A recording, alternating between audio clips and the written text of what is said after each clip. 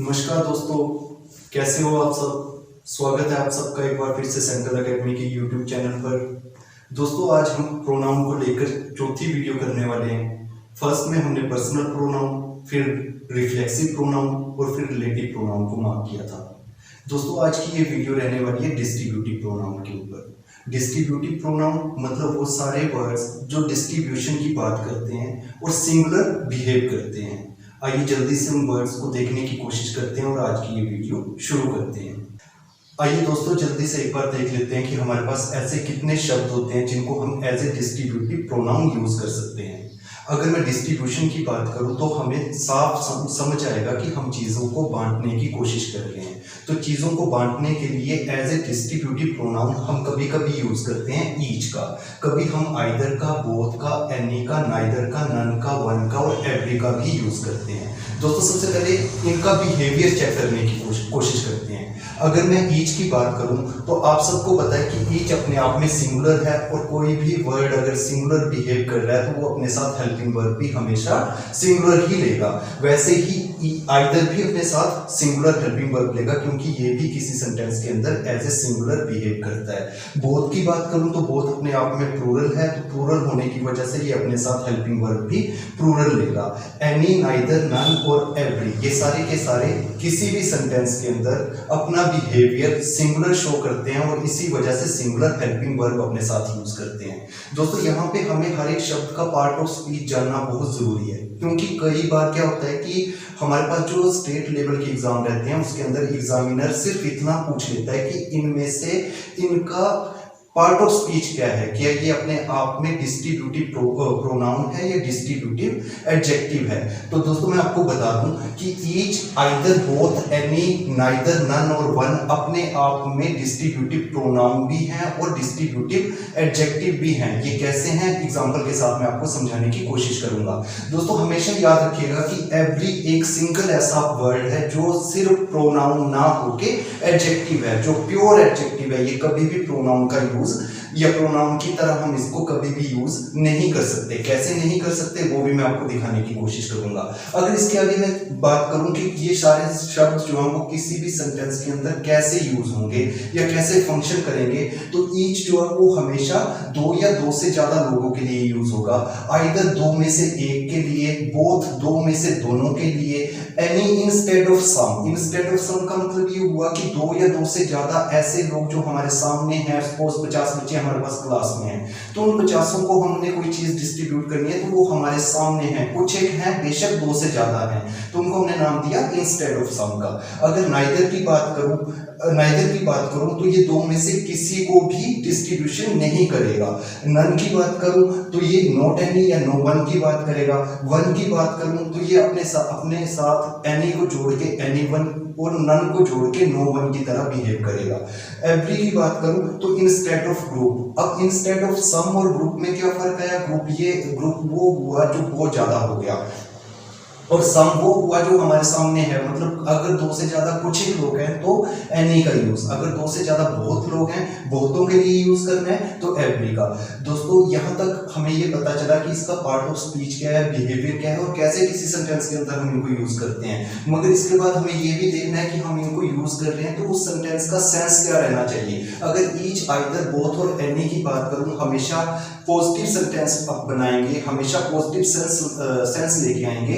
और अगर neither, none की बात करूं तो नेगेटिव सेंस वाले सेंटेंसेस रहेंगे, इसीलिए इनके साथ हम नोट का यूज नहीं करेंगे। दोस्तों, मैंने अभी आपको बताया कि एग्जामिनेशन में कई बार एग्जामिनर पूछ लेता है कि इनका पार्ट ऑफ स्पीच क्या है। मैंने आपको बताया कि each, either, both, any, neither, none और वन जो अपने आप में एज ए डिस्ट्रीब्यूटिव प्रोनाउन भी काम करते हैं और एज ए डिस्ट्रीब्यूटिव एडजेक्टिव भी काम करते हैं। और सिर्फ हमारे पास एक ऐसा शब्द एवरी है जो अपने आप में क्या है, प्योर एडजेक्टिव है। कैसे है, आइए देखने की कोशिश करते हैं। दोस्तों हमें ये पता है कि जब भी हम किसी सेंटेंस की को बनाने की कोशिश करते हैं तो हमें सब्जेक्ट चाहिए होता है, उसके बाद हेल्पिंग वर्ब चाहिए होता है और फिर ऑब्जेक्ट चाहिए होता है। और इतना आज तक हमने क्लियर कर लिया है कि सब्जेक्ट बनने की टेंडेंसी या तो नाउन के पास रहेगी या प्रोनाउन की पास रहेगी। या तो किसी सेंटेंस के अंदर नाउन सब्जेक्ट हो सकता है या प्रोनाउन सब्जेक्ट हो सकता है। एडजेक्टिव कभी भी सब्जेक्ट नहीं हो सकता। मगर यहाँ पे देखिएगा मैंने लिखा ईच इज हैप्पी। अगर ईच को मैंने सब्जेक्ट बनाया तो ये अपने आप में प्रोनाउन यहाँ पे फंक्शन कर रहा है और उसके बाद हेल्पिंग वर्ब लेके ऑब्जेक्ट ले रहा है, वर्ब लेके ऑब्जेक्ट ले रहा है। कंप्लीट सेंटेंस है, बिल्कुल सही सेंटेंस है। और इसके आगे देखिएगा ईच बॉय इज हैप्पी।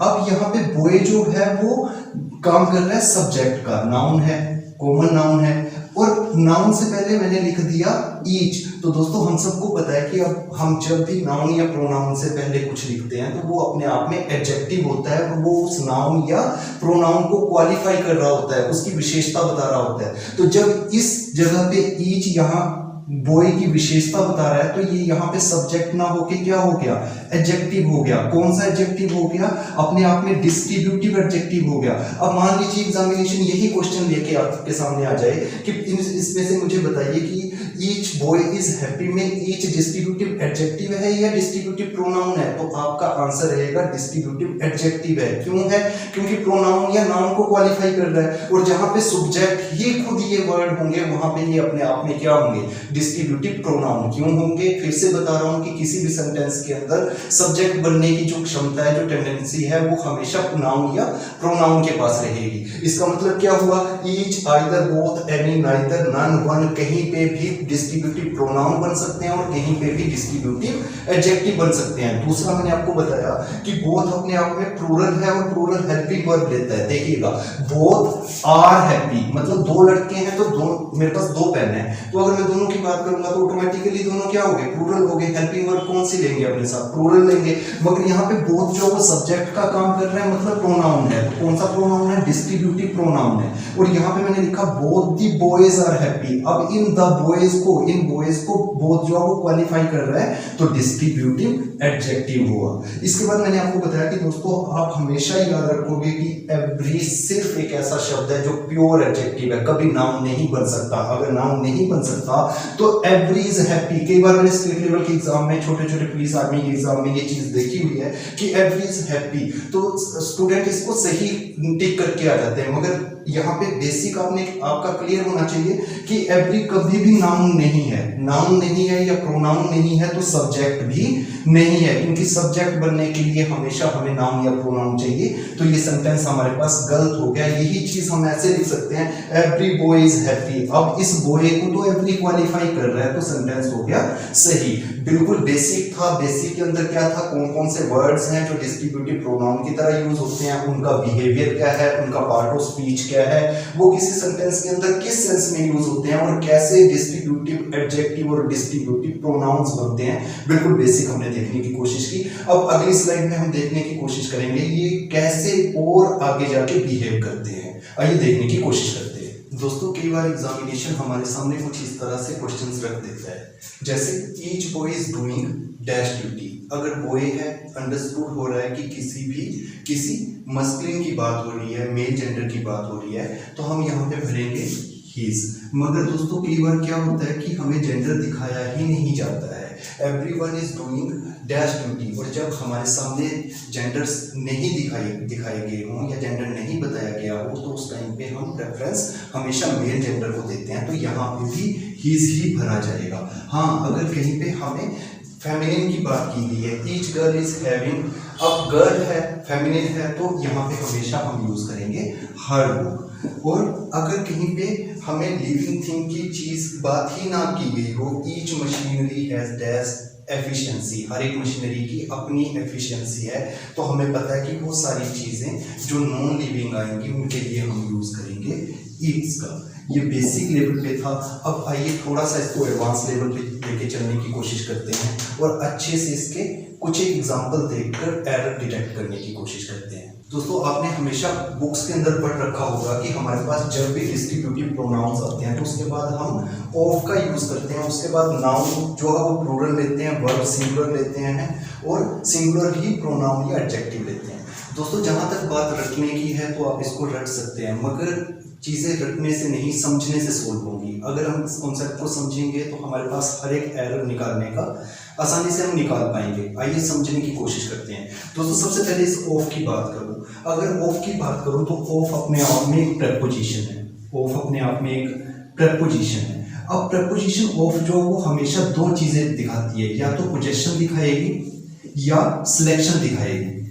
कैसे दिखाएगी? अगर मैं बोलूं कि ये घर उसका है तो घर के ऊपर उसका पोजेशन दिखाने के लिए मैंने ऑफ का यूज किया। और अगर मैं दूसरी तरफ बोलूं कि आप एक काम कीजिए, आप मार्केट जाइए और मेरे लिए जो सबसे अच्छी दुकान है वहां से कुछ खरीद के लाइए, खाने के लिए कुछ लेके आइए, तो उस टाइम पे हम उन दुकानों में से उस दुकान को सिलेक्ट कर रहे हैं। और सिलेक्शन के लिए हमारे पास मिनिमम दो चीजों का होना जरूरी है। आपको यहाँ तक मैंने बताया कि ऑफ यहाँ पे पोजेशन नहीं दिखाएगा, ऑफ यहाँ पे हमेशा सिलेक्शन दिखाएगा। और ऑफ अगर प्रेपोजिशन है तो ऑफ प्रेपोजिशन या कोई भी प्रेपोजिशन अपने बाद क्या लेगी? अपना ऑब्जेक्ट लेगी। अब यहां पे एक बार इस सेंटेंस को ब्रेक करने की कोशिश करते हैं। अगर मैं बोलूं ऑफ प्रेपोजिशन, बॉय प्रेपोजिशन का ऑब्जेक्ट है, हैव यहां पे हेल्पिंग वर्ब है, कंप्लीटेड यहां पे मेन वर्ब है, और ये हमारे पास ऑब्जेक्ट है। ठीक है, अब देखिएगा प्रेपोजिशन के पास तो ऑब्जेक्ट है, मगर इस वर्ब के पास सब्जेक्ट कहां है? अगर इस वर्ब के सब्जेक्ट की मैं बात करूं तो मुझे सब्जेक्ट ढूंढना पड़ेगा, जो आगे मिलेगा मुझे ईच पे। ईच अपने आप में क्या हो गया? सब्जेक्ट हो गया। अब ईच को हम स्टार्टिंग से देखते आ रहे हैं कि ईच सिंगुलर है और अपने साथ क्या करेगा? सिंगुलर हेल्पिंग वर्ब यूज करेगा। तो सिंगुलर हेल्पिंग वर्ब यूज करेगा तो ये हेल्पिंग वर्ब भी तो ईच के अकॉर्डिंग ही लगेगी। तो हैव ना होके यहाँ क्या आएगा? हैज आएगा। और उसके बाद हमने ये देखा कि वो अपने बाद सिंगुलर ही प्रोनाउन या एडजेक्टिव लेता है, तो देयर ना होके यहाँ पे क्या आएगा? हिज। अब क्या हम बोल सकते हैं? Each of the boys has completed his work. Clear हो रहा आपको कि क्यों ऐसा होता है? रटने की जरूरत नहीं है, चीजें समझने की जरूरत है। कई बार हमारे पास आ जाता है either of 3 students were present. अब फिर से प्रेपोजिशन है, प्रेपोजिशन के बाद क्या आएगा? प्रेपोजिशन का ऑब्जेक्ट आएगा। मगर आइदर की बात करूं तो आइदर तो अपने आप में किसकी बात कर रहा था? दो की बात कर रहा था। तो यहां पे 3 ना होके हमें क्या करना पड़ेगा? 2, क्योंकि आइदर जो वो किसके लिए रिप्रेजेंट हो रहा है? दो के लिए। तो आइदर ऑफ द 2 स्टूडेंट्स, ठीक है, प्लूरल हमारे पास आ गया। अब यहाँ पे हेल्पिंग वर्ब हमें करनी पड़ेगी, सिंगुलर तो आएगा वाज। अगला सेंटेंस मार्क करने की कोशिश करते हैं। He has 3 sons but neither of them is hard working. दोस्तों यहाँ पे हमारे पास ही सब्जेक्ट है, वर्ब है, ऑब्जेक्ट है, मतलब एक सेंटेंस हमारे पास कंप्लीट है। इसके आगे मैं बात करूं बट की, कंजंक्शन है, जोड़ेगा अगले सेंटेंस को। Neither of them is hard working. अब दोस्तों यहाँ पे देखिएगा कि कितने उसके सन्स हैं? 3 सन्स हैं। मगर मैं नाइदर की बात करूं तो ये 2 के लिए है, और 2 से जब ऊपर की हम बात करेंगे, 3 की बात करेंगे, तो नाइदर ना बोल के हम वहां पे यूज करेंगे नन का। दोस्तों अगर अगले सेंटेंस की बात करूं, both of the players have not played yet. अब यहाँ पे पहले तो आप यहाँ पे देखिएगा कि यहाँ पे नोट है और यहाँ पे बोथ है। स्टार्टिंग में ही हमने देखा था कि बोथ जो है वो पॉजिटिव सेंस के सेंटेंसेस में आएगा। अगर पॉजिटिव सेंस के सेंटेंसेस में आएगा तो यहाँ पे बोथ ना होकर हम क्या करेंगे? नाइदर। अब जब नाइदर कर लिया ऑफ द प्लेयर्स, तो फिर हमें क्या करना है कि अगर ऑफ का ऑब्जेक्ट है प्लेयर्स, तो इस हैव को हमने नाइदर के अकॉर्डिंग हेल्पिंग वर्ब करना है। तो नाइदर अगर अपने आप में सिंगुलर बिहेव करता है तो हैव भी काट के हमें क्या करना पड़ेगा? हैज करना पड़ेगा। Neither of the players has, और मैंने आपको स्टार्टिंग में ही बोला था कि नाइदर और नन जो हम वो अपने आप में नेगेटिव सेंस लेते हैं, इसलिए हम इनके साथ नोट का यूज नहीं करते। उम्मीद करता हूं कि आपको अच्छे से समझ आया होगा, और आपको लग रहा है कि आपको समझ आ रहा है, वीडियोस आपको अच्छी लग रही है, तो प्लीज लाइक और शेयर कीजिएगा। Thank you so much.